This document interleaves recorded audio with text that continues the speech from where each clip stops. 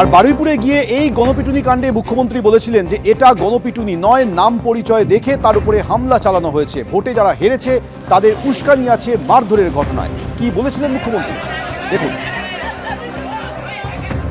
ইন্দ্রজিৎ মণ্ডলের যে mob lynching, এটা মব লিঞ্চিং আমি বলবো না, এটা কমপ্লিটলি তার নাম পরিচয় দেখে তাকে খুন করা হয়েছে। এর পিছনে ভোটে রিজেক্টেড যারা হয়েছেন তাদের বড় উস্কানি রয়েছে। র্যাডিক্যাল মৌলবাদী গ্রুপও থাকতে পারেন, আমি উড়িয়ে দিচ্ছি না। তাতে যতগুলো ছবি দেখা গেছে প্রত্যেককে পুলিশ অ্যারেস্ট করেছে, thanks to West Bengal police.